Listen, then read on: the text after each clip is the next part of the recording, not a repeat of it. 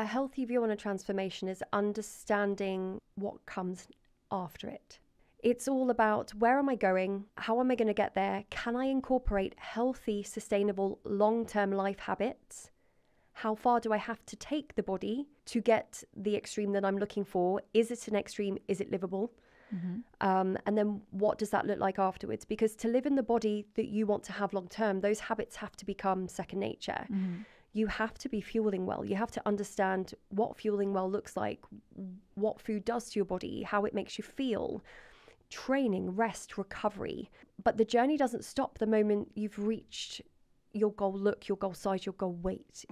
Hello and welcome back to another episode of the Health Review podcast. I'm your host, Emily Rose Adams. And today we're joined by someone who knows exactly what it takes to transform both body and mindset. And she's on a mission to help others do it in a healthy, sustainable way. Leanne Marshall is a fitness coach, transformation expert, and the founder of the Movie Star Shred program, a high-impact coaching system designed for actors, bodybuilders, and busy professionals who need to get into the best shape of their lives and fast. Since 2017, she's helped hundreds of people to get the body of their dreams in the right way. A former performer herself, Leanne opens up in this conversation about her own journey through disordered eating, body image struggles in her 20s, and the hard lessons she's learned along the way. We dive into what it really takes to make a transformation, from understanding nutrition to staying accountable, and why having the right support system around you can make all the difference. So whether you're chasing a goal or just looking to feel a bit better in your own skin, Leanne's story and her approach might just shift your perspective. Let's get into it. Please welcome Leanne to the Health Review.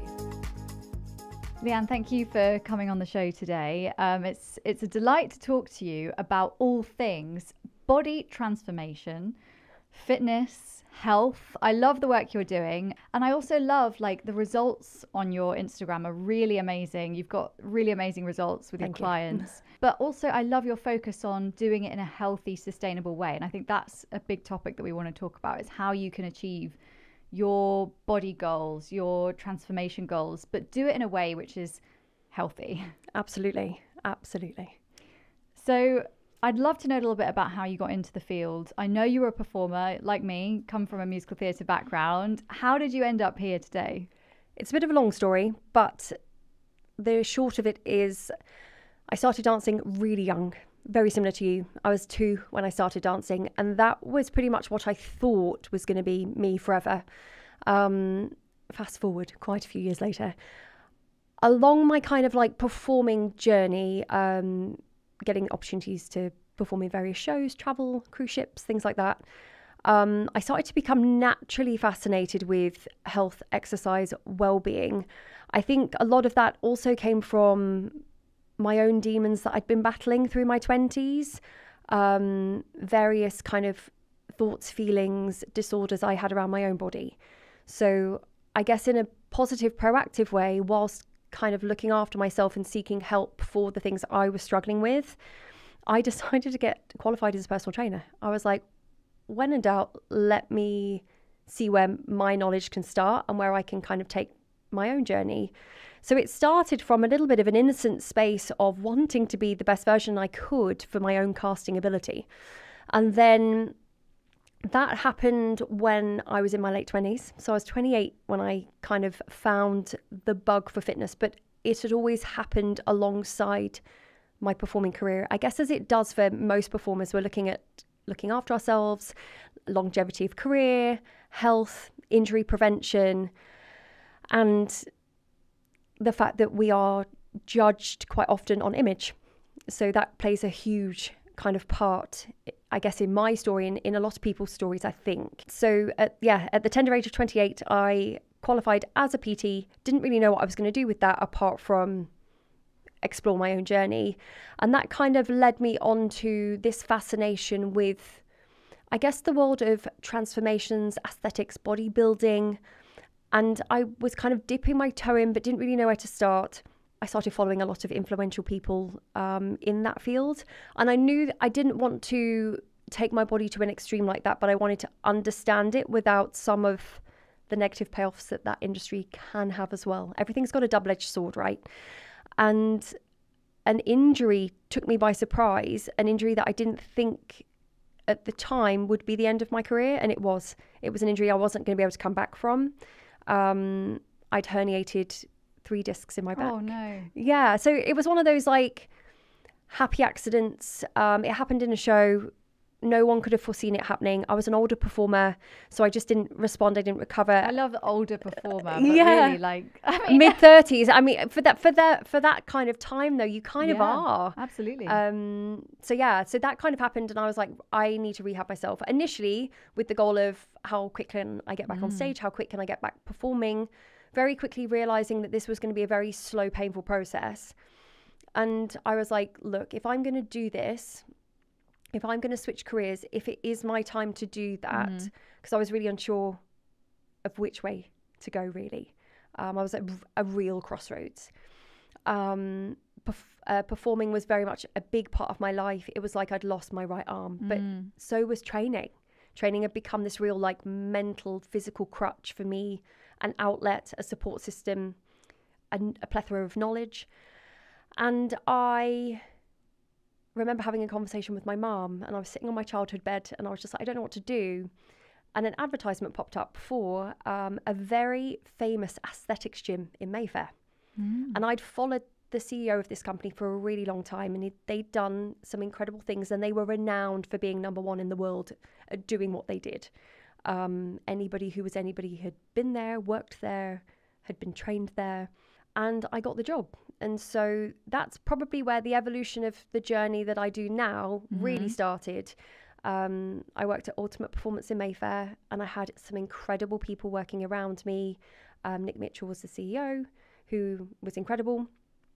And it was a real baptism of fire. I was into a new career, and I had to embrace it wholeheartedly, but also found like this alternate love for something else. And that kind of leads me to where I am today. Obviously, I left there in the pandemic. I was a little bit lost in the pandemic, like all of us, wasn't quite sure what I was going to do. I'd had some incredible transformations, some incredible clients with my time there. And it was time for me to take a chance and see if I could help people in another manner. And a friend of mine reached out who had been cast in a very big show. He was about to play Lambert in The Witcher, Paul Bullion. And myself and Paul had been partnered together in Guys and Dolls a very long time ago. And so we'd remained friends ever since performing days. And I get a little message from him, and it was like the universe just kind of popped it into kind of our framework, I guess, what was going on in my day-to-day. And he was like, I need to get in some serious Witcher shape. What are you doing? And I was like, I have just quit my job. I don't know what I'm doing. And he was like, can you help me? And I was like, absolutely. Can I do it my way? What have you got access to? And he was like, I have a barbell. And I was like, that's what we're going to have to work with then. And he was like, I've got to get into the shape of my life. Like, I'm on set with Henry Cavill. I'm on set with all of these incredible names.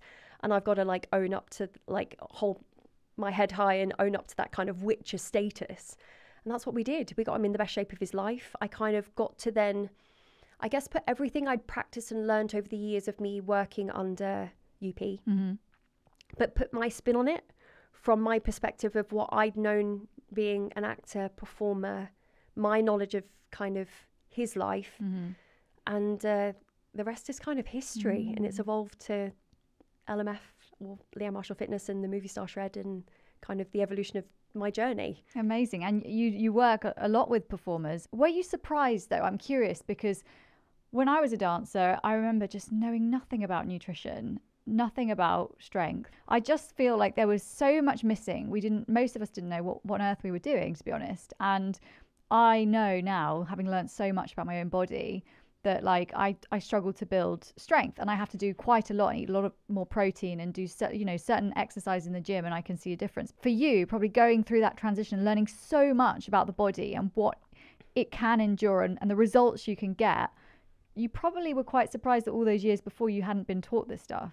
I don't know whether it's an era thing that we grew up in. I'm just about to turn 42, so I would have been late 90s, early 2000s, and so we watched a lot of trends happen, a lot of trends in what would have been our media then. So bodies went from being hyper thin Kate Moss inspired to being super curvaceous, Kardashian inspired. Growing up, there was a lot of ownership on thinner being better. No ownership whatsoever on strength. I think if I could have hindsight and look back at the young girl I was then and given her the help I had and the knowledge I have now, I think my personal journey through performing would be very different. I don't think I would have experienced the perils of the eating disorders that I experienced. I don't think I would have felt the pressures in such a way. I do feel like the industry has evolved a little bit. It hasn't quite caught up yet, but it is evolving. I think some of the things that were said to me as a young performer probably wouldn't sit well now in society and how teaching has evolved. I definitely remember things like, don't get too bulky, especially when I did start lifting in my later 20s. You need to watch out, don't get too ripped, don't get too muscular. Oh, you look too big now, you're too small now. Everything was always hosed around this like false sense of that the girls would build up too much and that was reserved for the men. It's good to see that things are moving in the right direction. On the note of a transformation, there's a lot of that going around on, on Instagram and TikTok, people documenting their inspiring journeys. You see people who perhaps were overweight and they've lost a lot of weight. But sometimes it feels like there isn't enough emphasis on doing this in a healthy way. How would you define a transformation, but in a healthy sense? What does that look like? I think for me, a healthy view on a transformation is understanding what comes after it. With some people's journeys, whether that's for their own health, their own self-esteem, the things that they would like to change in themselves versus a role that's specific. It's all about, where am I going? How am I going to get there? Can I incorporate healthy, sustainable, long-term life habits? How far do I have to take the body to get the extreme that I'm looking for? Is it an extreme? Is it livable? And then what does that look like afterwards? Because to live in the body that you want to have long term, those habits have to become second nature. You have to be fueling well. You have to understand what fueling well looks like, what food does to your body, how it makes you feel, training, rest, recovery. But the journey doesn't stop the moment you've reached your goal look, your goal size, your goal weight. You have to then reverse out of that to a level of maintenance that then the body can function happily, hormonally, maybe at a level of body fat that's slightly different to your original goal. I think that's where I look at it very differently. I think we should be mindful of lifestyle goals. And it's absolutely fine to want to achieve something that's impressive. My Instagram is full of photo shoots and I guess more extreme composition journeys like that. But my clients that undertake a journey like that are very aware that we are aiming for what is a snapshot in time. It's a moment in time, it's for a day, and we are not planning to stay that lean forevermore. We have to reverse the body up to a level of maintainable healthy body fat, and that is dependent on genetics and gender as well, so that then hormonally you regulate well, that you are eating a sustainable amount of food, that you're not then living on what took you over the edge to get that result, because it does take a little bit more of focus, direction, sacrifice, maybe a slightly higher level of output as well. So things start to have a positive and a negative, whether that is recovery, sleep, all of those things start to drop off when you're aiming for something that's a little bit more extreme. And so knowing that we have to say goodbye to that, we have to then get to a space where sleep and recovery is more optimal. As I said, body fat is at a level where you can live. Food is at a level where your body is thriving, but it's not changing for the negative when it comes to how you feel in your skin. That you're focused on a decent amount of protein, an abundance of fruits and vegetables, carbohydrates, fats, that are at a level that are suitable for you, because we're all completely unique. I think that's where my viewpoint becomes a little bit different. I think because I do have to work with people that do need to get extreme results, but also people that also want to get lifestyle version of those results. But I think because I'm honest about the fact that we have to kind of dive under the arc being the leanest version of you, but that might not be the most optimal healthy version of you. to kind of come out the other side, and what does that look like? I think sometimes in this aesthetics industry, in this industry of transformation, we can focus too much on just the quick result. It's impressive. It's 12 weeks. Your coach got a shot with you, or you got that snapshot in time, or that bikini body for that one holiday. But what does that look like afterwards? What are you prepared to put in to sustain that afterwards? And there has to be a balance. There has to be some kind of homeostasis to you. The body only doesn't thrive in extremes. It thrives in balance. Yeah. And that's where we're kind of focusing and aiming for. So with all of our clients, no matter the goal, we're looking at what does it look like afterwards. Which is so important, because you hear horror stories. I actually have a friend who she wanted to lose a lot of weight before her wedding, and for a good year before was eating almost nothing, like really not thinking about the whole picture, and afterwards just was feeling physically not good and quite getting sick. And she had a checkup and then found out she's got the bone density of someone who's potentially in their 70s, and this is a girl who's in her 30s. So it's, you hear stories like that, and that is frightening.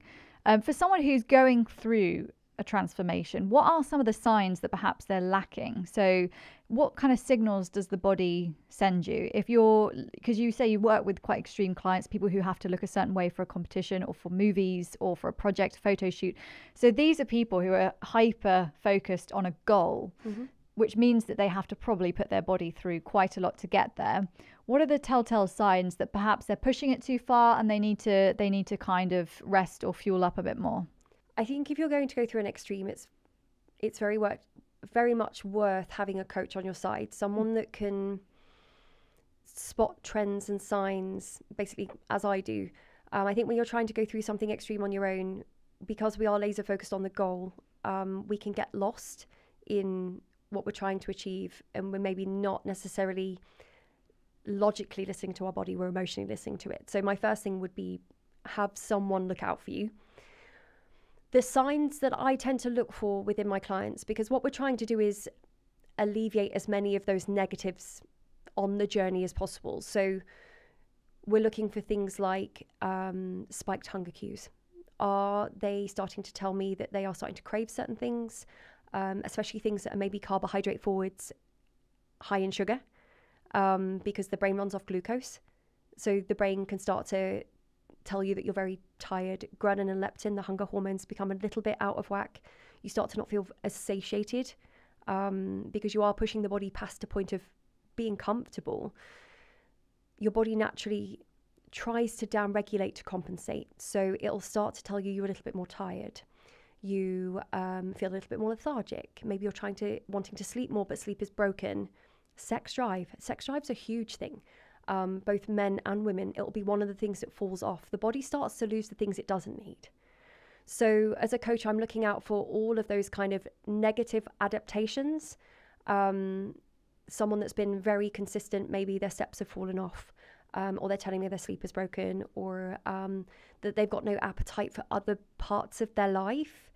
And for me, that's a real telltale sign that we maybe need to bring the food up. Maybe we need to pull back on the aggression that we're taking or the direction that we're taking and give them a little bit of a rest, whether that be a refeed, glycogen specific, maybe a little bit more carbohydrate, whether that be a relaxed meal, a moment to break the monotony of focusing on the food, so a social moment, whether that is bringing food up for an entire day, weeks, if needed, to let the body re-regulate, restabilize, resettle, and re-find those moments of kind of, again, balance. Just as simple as getting a good night's sleep, feeling like you're excited to get up in the morning, that your workout doesn't feel like an absolute slog. Now, some of those things do traditionally happen on a more extreme journey, but if you're going for a lifestyle goal, they actually shouldn't be happening that frequently. You should be able to take the time it takes to get to your end goal, having these mini breaks off your dietary format that you're initiating, to kind of make sure that you get there in a mindful space around food, in a mindful space around exercise, and with a focus on recovery as well, a recovery life balance, that you haven't forbidden anything. So yeah, you kind of have to look out for the body's kind of negative adaptations. Sleep is, as I said, sleep is a big one. Sleep, sex drive, hunger cues, even feeling agitated if they're telling me that they're feeling agitated around their children, their loved ones. Hangry. Yeah, it's a real thing. It's honestly a real thing. Yeah, I know. I guess we can all relate to that on days where perhaps we've had to skip a meal, or, you know, where you get that sort of rage or feeling of just irritability. So going through that on a longer term basis probably would actually affect someone quite badly. I'm just curious, before we sort of move into the sustainability side of it, for someone who is going through an extreme transformation, maybe they're about to work on a big film or something, what kind of schedule would they be under? Like, I know it's obviously different depending on your client, but what does that look like? It is very person dependent. Men certainly find it easier to lose body fat quicker than women. I'm not saying it's just men that can lose it quickly, but it depends on the time frame. Playing a role for a TV show versus a role for a film, they're given different schedulings. So they may know for a year that they've got to get into the shape of their life. And so a year out, they may start very gently refocusing on their food, but being very specific with the amounts of proteins, fats and carbs that they're consuming, maybe training 4 to 5 times a week, some as little as 3, with a real ownership on recovery. And then as they get closer and closer towards kind of the day of filming, their schedule potentially may ramp up. It depends on the role that they're playing, how extreme the look's got to be. Do they have to manipulate any variables? So our job as a coach is to get them ready with enough time to be able to manipulate anything if we need to. Whether that is something more extreme like sodium, water, carbohydrate intake, to show more vascularity or to show more muscle density, to make the skin look thinner so muscles appear, through it. Hugh Jackman in Wolverine's a really good example. Yes. You could see how vascular he was, how dry, we called it dry they're looking. So that is how much subcutaneous water is under the skin. And he would have gone through a protocol where he probably would have cut water, manipulated carbohydrates and fats, and then flooded a serious amount of carbohydrates in, did a huge pump up before some of those scenes. Wow. And probably would have felt not his best, but looked incredible. There are also ways of doing it if someone has to be quite lean for a length of time in a reoccurring series, as long as you get them lean enough in a sensible enough manner. So not overtraining them, maybe 3 or 4 days a week of lifting, manipulating cardio protocols, so ramping up cardio as they go through the journey, depending on if they've hit any kind of plateaus with body fat, if they're dropping at the pace that you're setting them. And then once you kind of get there, you can kind of bring them up to a lower maintenance and kind of sit them there for an extended amount of time because you haven't pushed any extremes. And then if you do have a shirtless scene one day, you can manipulate things like water, sodium and carbohydrate intake around that, dry them out a tiny bit, but with anything too aggressive, because they're going to have to sit there for an extended period of time. The Witcher boys were absolutely that. So their, topless scenes, their retakes of certain scenes, they would just kind of have to sit at a level of look and continuity so that we could kind of dip back in and out. But it meant we didn't really have to pull food up and down, but we did just manipulate fats, carbohydrates, sodium and water. Continuity is so big in TV and film that you might have to go back, weeks, months later and reshoot a scene from a different angle. Or those continuity calls are stressful for everyone because you get pictures on set to make sure, right, if we call you back in 3 weeks time, you need to look exactly the same hair, same everything, same makeup. So for someone going through that, Wolverine, like that, I can't imagine how difficult that would have been for him to look that way and to be doing it for days on end and potentially be called back, at a different point to shred up again. Like that is, it's just, some actors really are just incredible in terms of how seriously they take the role. It's a mental battle as well as a physical one, because you are starting to fight all of the negative side effects of dieting at that point. And so for moments like that, again, like I said, movie extremes where they know they're going to try and shoot it for one day and get it done in that one day and pray for no retakes. Yeah. It would have been probably a couple of days of really in the trenches, really feeling it, really having to kind of dig in and hold it. But for the kind of boys and girls that are on a longer running kind of filming schedule, if you were doing a transformation in what I would call normal life, or for a West End show, or for your day-to-day, or for a little bit of a challenge like a photo shoot, you very much know that the day after that shoot is done, you're starting to build food up very slowly, very gradually, as your body starts to get comfortable with a higher intake of food. Food doesn't vary too much. The mistake people make coming out of the back of something more extreme like that is they all of a sudden start eating the things they've craved or that they've forbidden. And actually, if you can keep them in there for long enough and then trickle them in there along with 80% of primary whole foods, which we should all be eating anyway, which is lean proteins, beautiful fatty proteins like salmon, for example, with omegas, healthy carbohydrates, fruits, vegetables, healthy fats, and then the odd cookie, the odd donut, the odd slice of pizza, you're going to fare pretty well coming off the back of it, building food up as quick as the body can tolerate. And it takes roughly 8 to 12 weeks to start to even approach what looks like a level of maintenance post that one day of shooting. Wow. So for someone that's then got to hold it for continuity, I found the best way, unless we need to get them in and out, and I'm sure Hugh Jackman's coach got him in and out on that day and brought food up as quickly as possible to a level of kind of maintainability, more for cognitive function than anything else. But he would have been doing a heavy amount of working out to kind of keep on that kind of teetering edge of maybe needing to be able to go there again if needed. And with some of my boys and girls, again, we're keeping the focus being on the strength training. Do we need to manipulate cardio? Do we need to keep a little bit more in to allow for more food at the moment? Not that you're trying to burn off food, but we're trying to balance a scale. Are they getting enough rest and recovery? Rather than spend time gently building the food up, can we bring them from wherever maybe their deficit dietary calories have sat to just a little bit higher? Because at that point, even 500, 600, 700 calories feels like a whole other lifetime away. It's a whole other meal.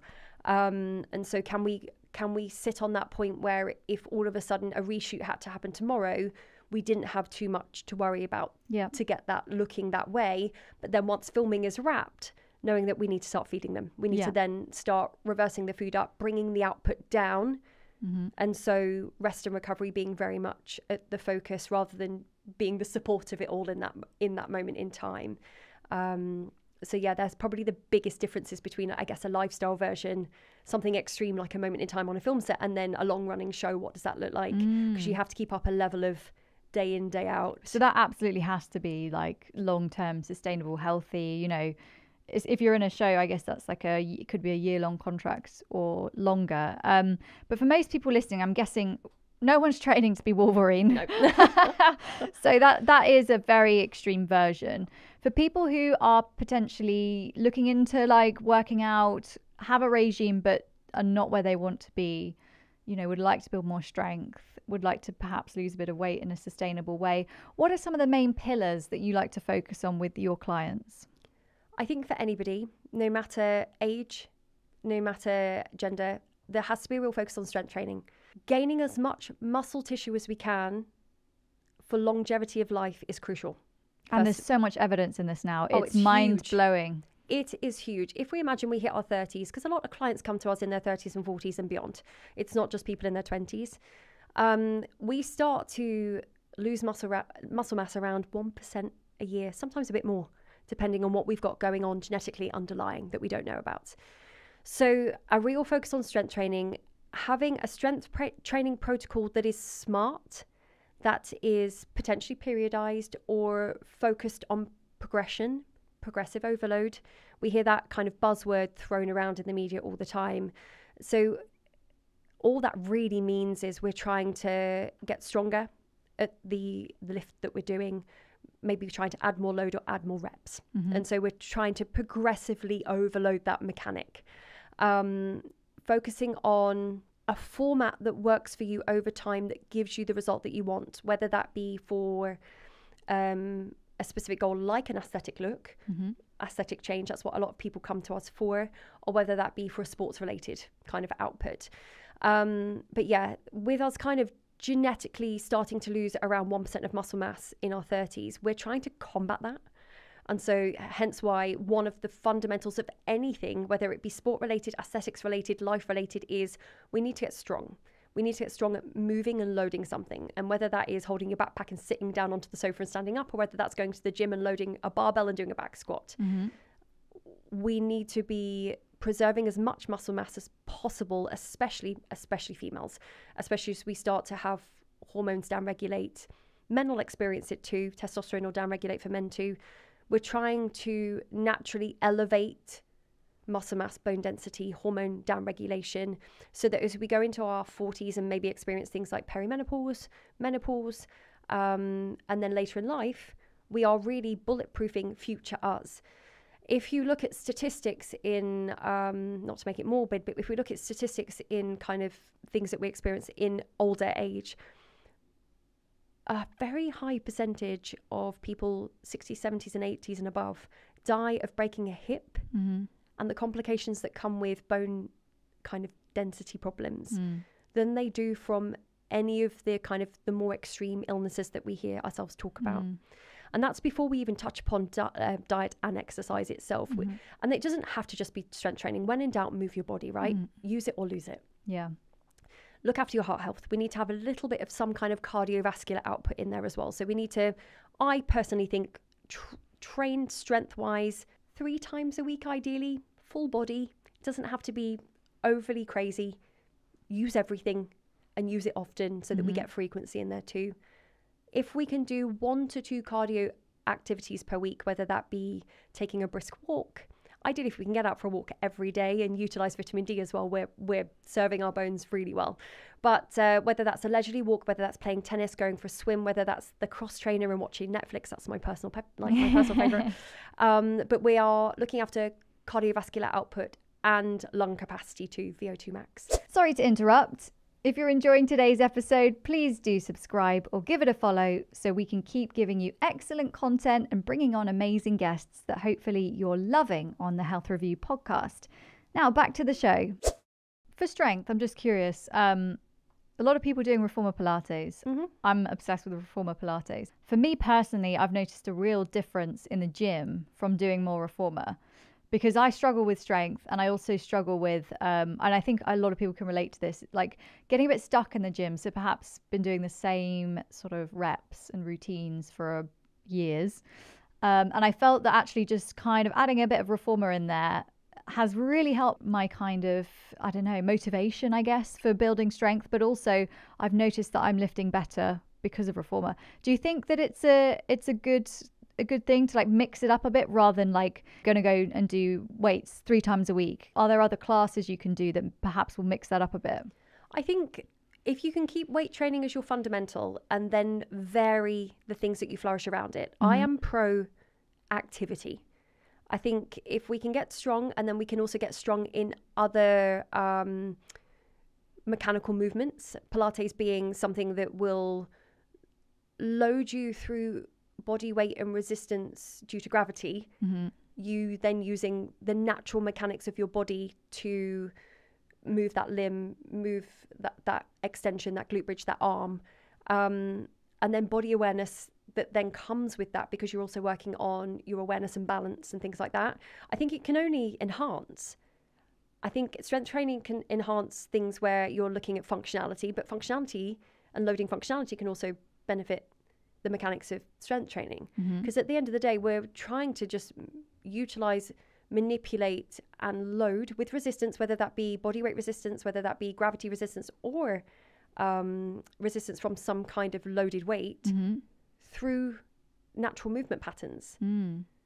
We've spent thousands of years being able to sit in a squat pattern when we were hunters and gatherers. It's just now we've become more cautious of it. And squatting's not for everybody, don't get me wrong. Like some of us just don't have the mechanics to naturally squat. But if we can learn to do things where we have to bend down, get up, hinge forwards, be able to retract our scapula and hold our shoulder blades back into a kind of decent position, neck alignment, ankle mobility, that doesn't matter whether that is in the gym lifting weights or whether that is in a Pilates reformers class with you doing one of your favorite classes.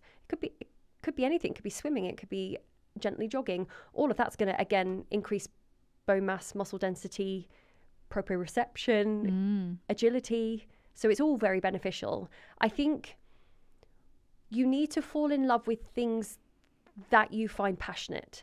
I think if you're finding exercise a chore, find something you're in love with. And then you can also do the things that maybe you're not so in love with because you know they're good for you. And then find a real balance between making it something that we know we should do and a lifestyle that you're excited to execute. And making it kind of accessible and perhaps convenient for myself, and I know others who feel the same way. Like having a gym, I've got one near where I live, 2 minutes away. So, you know, it kind of takes away that level of, God, I have to drive 20 minutes or I have to, you know, go on the tube if you're in London. Like I think trying to set up maybe a home setup with some weights and a mat. Like this morning, I had a busy morning, so I didn't have time to go to the gym, but I did half an hour of yoga in my front room. And that was like, okay, you know, I've moved my body at least. That's a tick. So I think sometimes adding these things into our life that make it a little bit more convenient, because we do all live very busy lives, and sometimes maintaining like a good routine and something that's kind of achievable on a daily basis, sustainable, is for me, and I know others, quite important. How important would you say it is to, at least for a while, work with a trainer? I think it doesn't matter whether you're working at home, because that's the limitations for your lifestyle at that moment in time, or whether you have the luxury of being able to go to a gym and work with someone in person. I think having someone be able to look at your body mechanics and the way your body mechanics move and how well you're able then to progress them gives you a better insight for you looking after you in the future. I think it offers a level of accountability, extra knowledge, as I said, extra support. So I think if you have the ability and the option to be able to do it at least once in your life, I think it can leave you with a wealth of knowledge for you to then harness and take forwards. Our roles as trainers is to be educators. We're there to be problem solvers. We're there to be your guides and your supports. We're not there to bully you into submission. You know, I think coaching and training has changed a lot. It's evolved a lot. Bodybuilding's become more mainstream, but also other forms of exercise have become more mainstream. And so finding kind of a balance of all of that is great. But if we wanted to go and learn a skill in any other part of our life, we'd probably have some kind of mentor support, guidance course that we would go partake to learn that. So exercising your body also should feel a little bit like that. How does my body work best? What does recovery look like for me? And so I think then when parts of your life get really busy or scary or overwhelming, you know your body a little bit better. You have a little bit of a deeper level of understanding. So you know, actually, I can train at home. I can move and do my yoga this morning. I can go to a Pilates class. I'm feeling intimidated about going back to the gym, but I know it's going to be okay because I'm going to start small. I know where my baseline is. I know where my beginner self is because I've been there, and then I know where to move forwards from. So I think knowledge is power. And you hear people say, and I've experienced it myself with a trainer, that, you know, you really do achieve things that you never thought would be possible.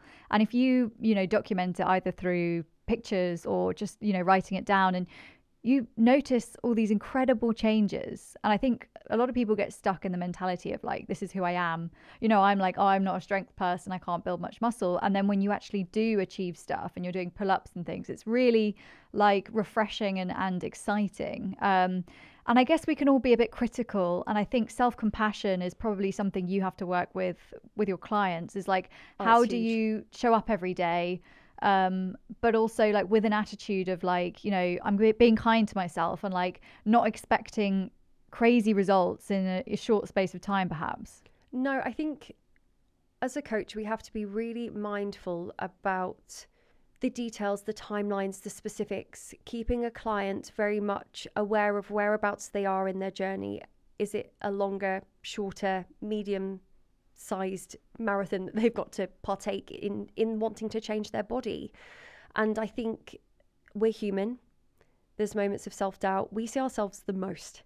So we also have to like run that fine line of having someone be focused about what they want to achieve because they have a why as to why they want to do it. It's important to them, but also giving them space and grace to understand that not every week will be perfect. If you can manage things 80% for 80% of the time, you will get 100% there. If you are 100% focused all the time, you will burn out.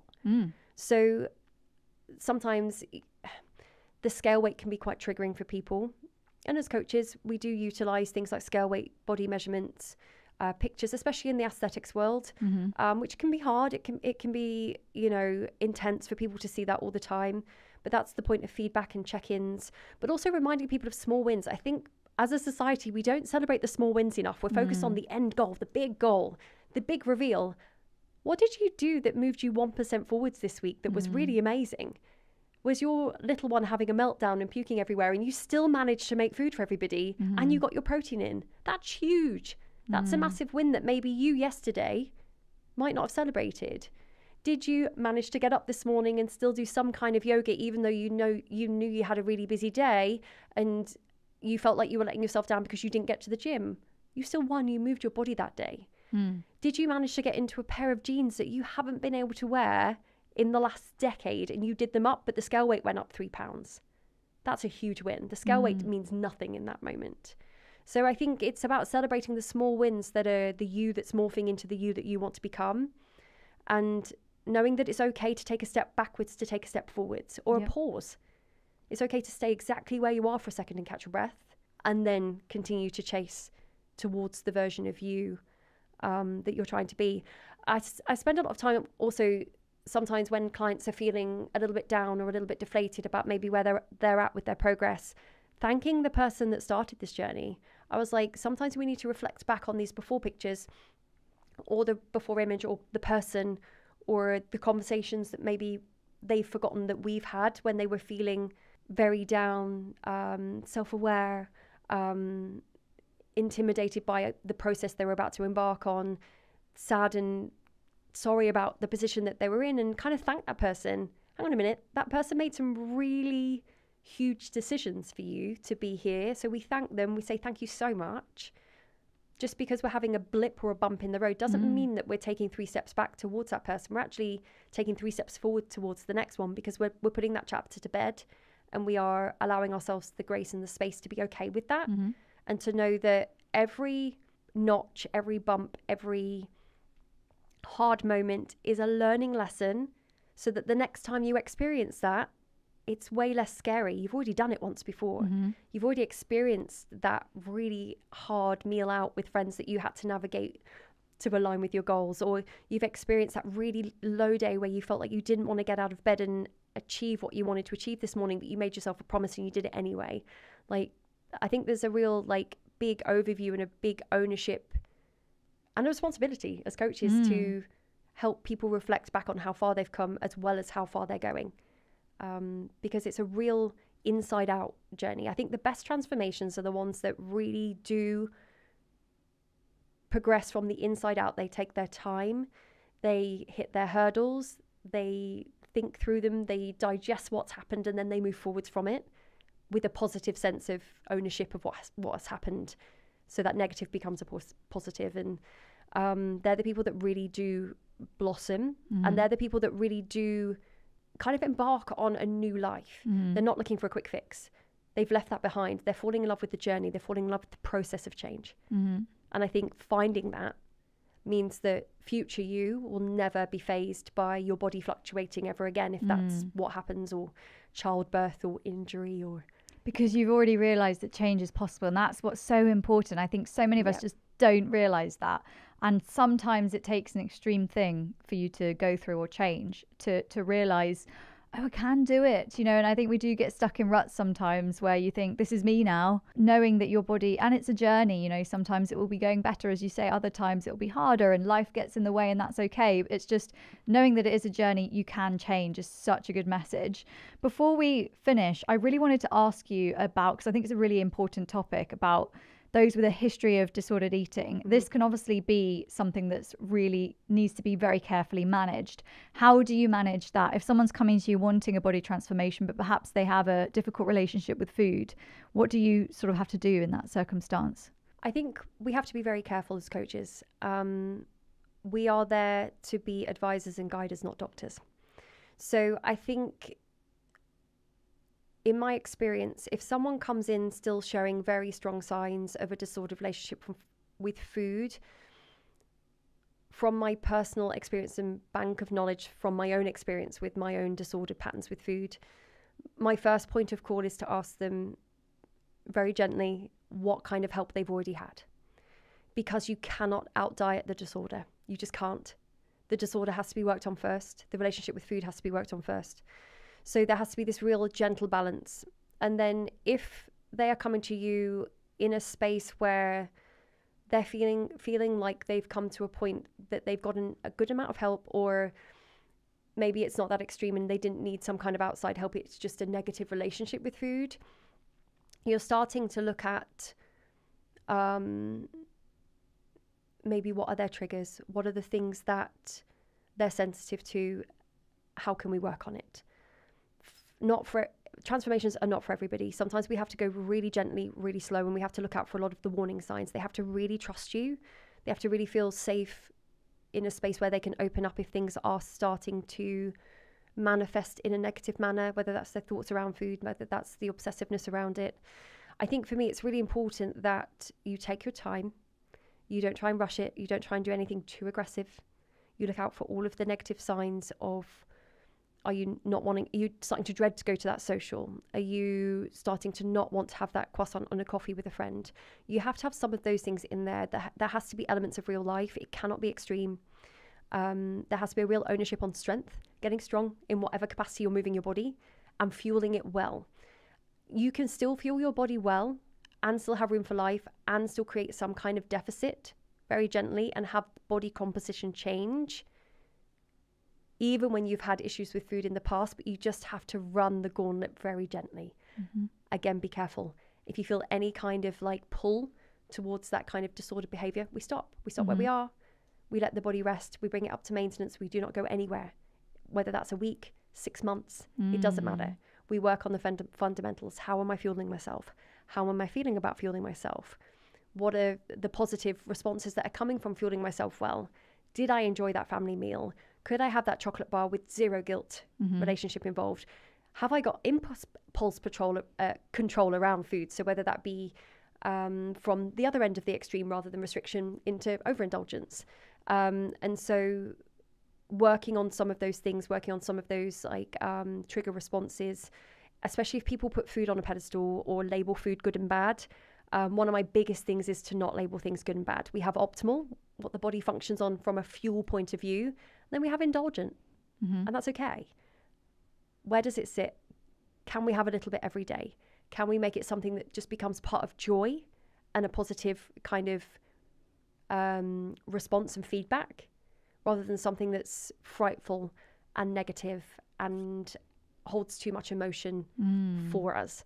So it's a really kind of sensitive, delicate situation. And I always think as health practitioners and coaches particularly, we should also know when to say, okay, we need to get you external help now, gently, because we have a responsibility to not just aim for that person's transformation because we want to tick in the box and we want an Instagram post of social proof. Like we have a real responsibility to someone's underlying health, mental, physical, spiritual. And so we also need to be the first point of call if they're experiencing something, if they've been very open with you about it, to be, okay, we're going to pump the brakes. We're going to have a chat about this and we're going to see if we need to get a little bit more help from a medical point of view that we can then liaise with what we're doing already.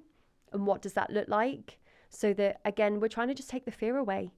A lot of disordered eating, in my experience, and a lot of disordered relationships around food can tend to come from feelings, how we're feeling in that moment, what happened in that moment, and then what that leads to. So sometimes it's about taking stock of what happened in that moment to kind of trigger that thought or feeling. And then kind of reverse engineer from there. I feel like with someone who's going through that, it's even more important to work with someone like yourself who can guide you. It's like having a friend as well, you know, coaching you. You're such a lovely, friendly person that it must be so nice to have you there, sort of like helping you every step of the way, alerting you to perhaps this is turning that way and, you know, you need to kind of refocus and maybe tone things down. And I think it's so important people like yourself are out there helping, motivating, supporting. It makes me really want to work with you. So thank you.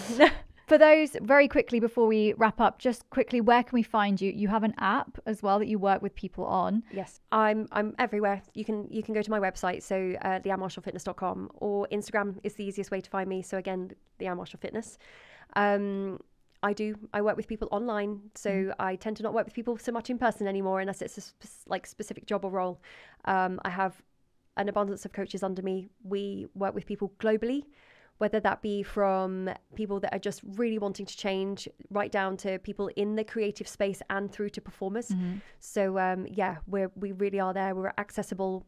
It's an online program, so you can do it from your own home, your local gym, but you've got the support of a coach being there with you 24/7 through my app space. So amazing. Leanne, thank you so much. It's been really, really inspiring to talk to you, and thanks so much for coming on the Health Review. Thank you very much for having me.